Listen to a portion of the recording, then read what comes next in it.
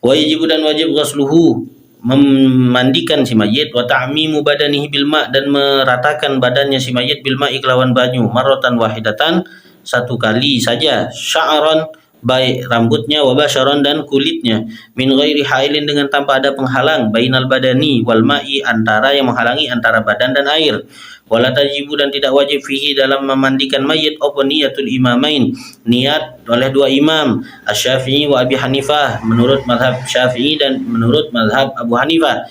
Wa qala al-Imam Malik, dan berkata siapa al-Imam Malik, biwujubiha, bahwa hukumnya niat memandikan orang yang mati itu hukumnya wajib, li'annahu ghuslun wajibun, karena memandikan mayit itu hukumnya mandi wajib, yaftaqiru, yang butuh, ila niyatin, kepada niat, karena itu bentuk ibadah wajib, ka ghuslil janabati, sama seperti orang niat mandi junub janabah, bi khilafi wudu'ihi, berbeda dengan wudunya, fatajibu fihi niyatu, maka sudah sepakat wajib di dalamnya niat karena wudu.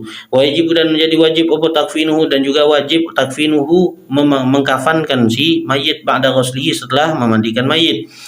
Fa in kana min malihi, maka jika ada mengkafani mayit itu memang diambil dari hartanya mayit, wajibah, maka menjadi wajiblah opo salah sulafaifa, 3 lipatan, ta'umu, yang bisa meratakan seluruh badannya, opo kullu wahidatin, setiap kali lipatan itu, minha, dari 3 lipatan tadi, jami'a badanihi, meliputi seluruh badannya.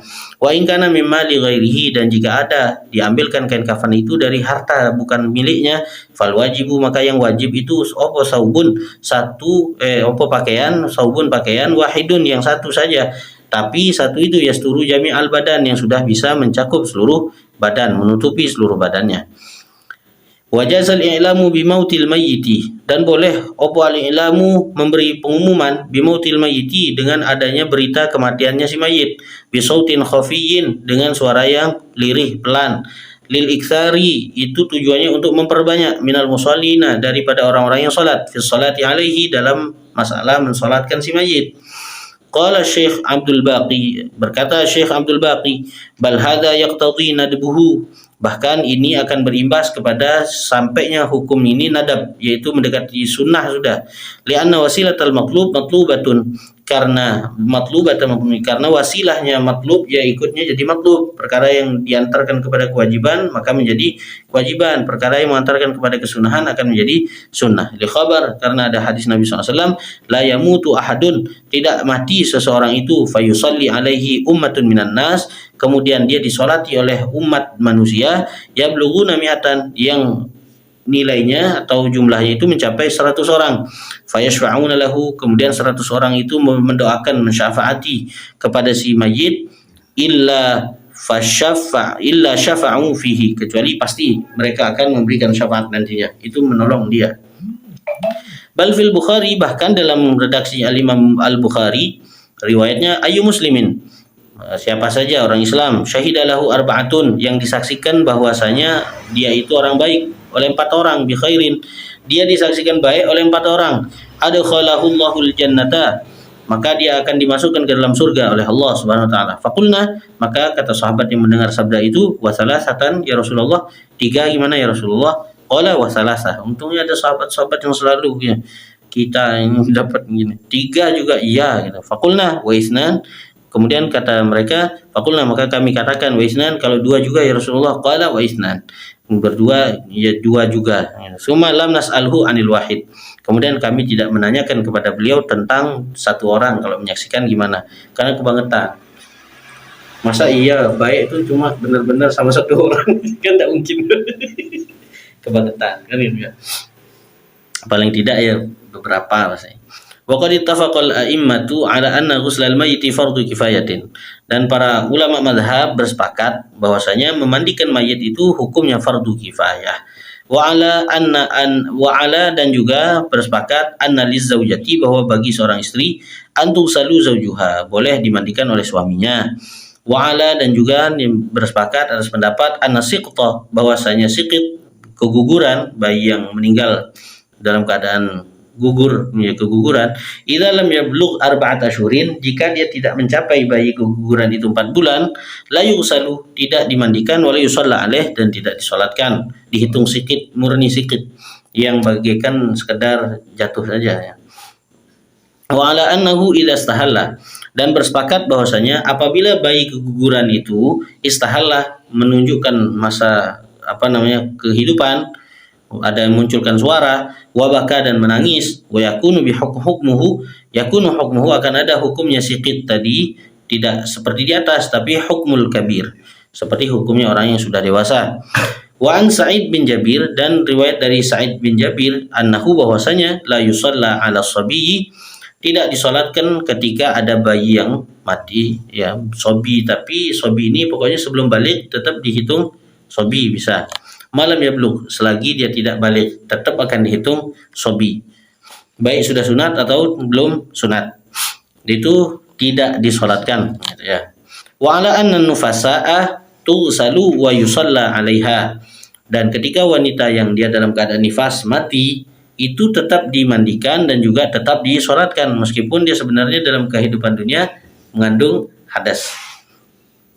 Wa salatu 'alal mayyiti fardu kifayatin, dan mensolatkan mayit itu hukumnya fardu kifayah idza qama bihil ba'du, yaitu dalam artian jika seandainya sebagian orang sudah melaksanakan, wahidan kana au jama'atan, baik satu orang ataupun secara berkelompok, zakaran au unsa, baik nanti yang melaksanakan laki-laki atau perempuan, saqata 'anil baqin, kewajiban dari yang lain itu gugur.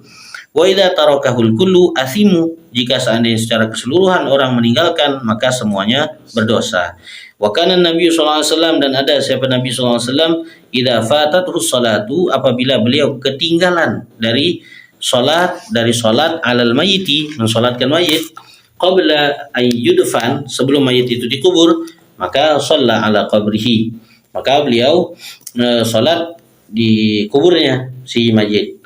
Walam yu'aqatu, dan tidak diberikan waktu fi dzalik, maksudnya waktu sampai kapan boleh mensolatkan si mayit. Mensolati mayit itu apakah ketika besoknya itu masih boleh ya mensolatkan mayit, sudah 2 hari 3 hari, ternyata di sini penyampaiannya ada fa shalla marratan ba'da lailatin, maka suatu ketika beliau pernah sholat satu kali setelah malamnya, malam meninggal besok malam. Wa ukhra, dan suatu ketika lagi ba'da salasin, setelah 3 hari beliau mensolatkannya, entah sholat gaib mungkin ya. Wa salisah ba'da syahrin, dan ada riwayat beliau pernah sholat setelah sebulan ya. Wa indal Imam Ahmad, dan riwayat Imam Ahmad bin Hanbal, la yusalla alaihi ba'da syahrin, sudah batasannya tidak boleh lagi disolati setelah jarak sebulan gitu. Selagi belum sebulan masih boleh gitu. Wa sunnatu indal Imam Syafi'i, dan sunnah bab posisi sekarang nih. Menurut Imam Syafi'i, ayyaqifal musalli, orang yang mensolati mayit itu berdiri inda ra'sir rajuli, berada jaraknya di dekat kepalanya laki-laki, wa anzil mar'ah, dekat pinggulnya perempuan, pinggangnya perempuan berarti ya.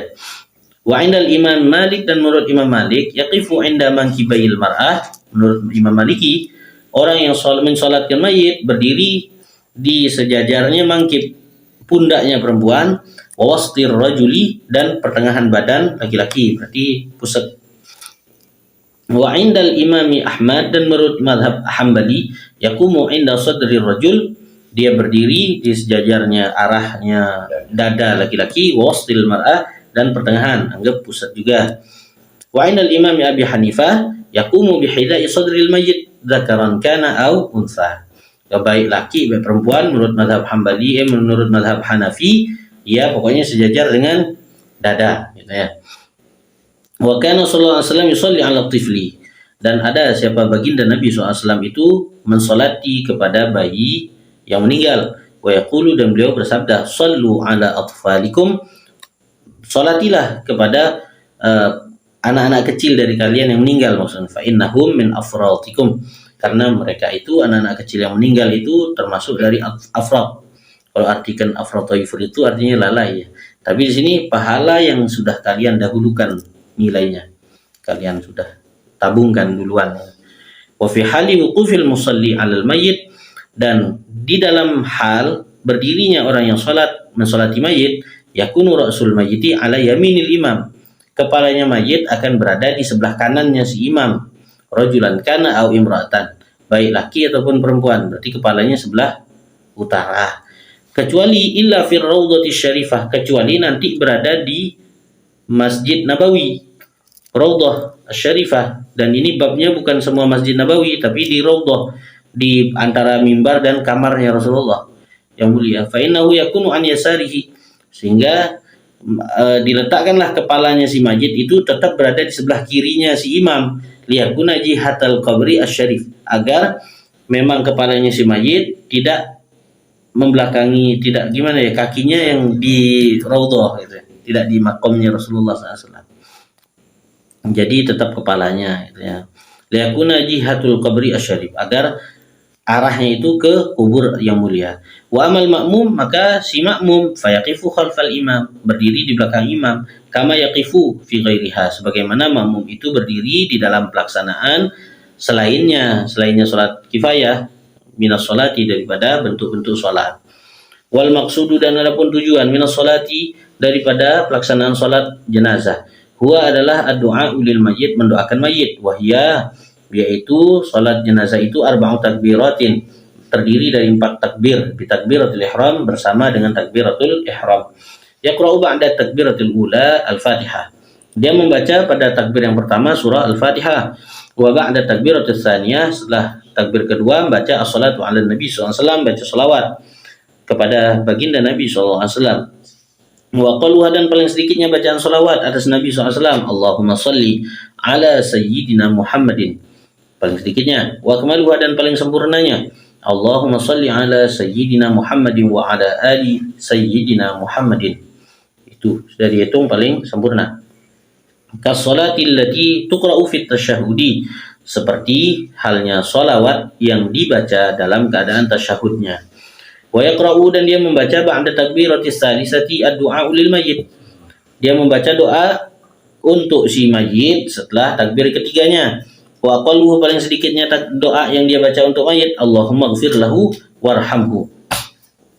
Wa akmaluhu, dan paling sempurnanya doa yang dia baca untuk mayit, Allahumma inna hadha abduka wa ibnu abdika kharaja min rawhid dunya wa sa'atiha ila zulmatil qabri wa ma huwa laqihi, kana yashhadu an la ilaha illa anta wahdaka la syarika laka wa anna muhammadan abduka wa rasuluka wa anta a'lamu bihi minna, Allahumma in kana muhsinan fazid fi ihsanihi wa in kana musian fatajawaz anhu, wa khassahu birrawhi warrahati wal maghfirati warridwani birahmatika ya arhamar rahimin.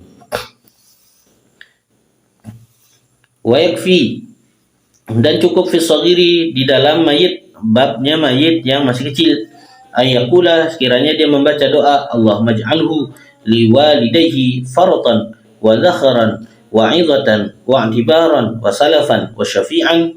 Ini bab ketika mayitnya masih belum balik. Allahumma ij'alhu, jadikanlah si bayi ini, anak ini, liwalidayhi, untuk kedua orang tuanya, faratan, sebagai tabungan amal, wa zakharan, dan simpanan, wa 'idhatan, dan idhah, nasihat, wa 'tibaran, dan pelajaran, wa salafan, dan juga yang sudah didahulukannya, salafan, wa syafi'an, dan penolong, wa thaqil bihi mawazinihima, wa thaqil bihi mawazinahuma, dan jadikan berat timbangan keduanya sebab anak ini, wa afrighis sabra ala qulubihima, dan penuhilah hati keduanya dengan kesabaran, wala taftinhuma ba'dahu, jangan difitnah keduanya setelah meninggalnya anak ini, wala tahrimhuma ajrahu, dan jangan dihalang-halangi bagi keduanya pahala dari anak ini. Wa ba'da takbiratul rabi'ah, setelah takbir yang keempat, yusallimu kasalamil khuruj minas shalah, dia mengucap salam sebagaimana salamnya dia ketika keluar daripada salat. Wa kana sallallahu alaihi wasallam yaqul inda wad'il mayyit fil qabr, ketika hendak meletakkan mayit di dalam kubur, Rasulullah SAW mengatakan, membaca doa, Bismillahi wa ala millati Rasulillah. Wa naha an dafnihi inda tulu'i syamsi wa inda ghurubiha, dan Rasulullah melarang dari menguburkan mayit ketika terbitnya matahari, pas bertepatan dengan muncul matahari kita ngubur, wa inda ghurubiha, dan ketika bertepatan terbenamnya matahari kita menguburkan mayit, wa inda dhahirati, dan ketika bertepatan istiwa, zuhur ya. Wa naha an na'yihi, dan juga melarang beliau baginda Nabi SAW dari na'yihi, menangisi meratapi sampai berlebihan. Na'yun itu sampai merobek baju, merobek baju. Wa qala sallallahu alaihi wasallam, dan Nabi SAW bersabda, hadza min amalil jahiliyah.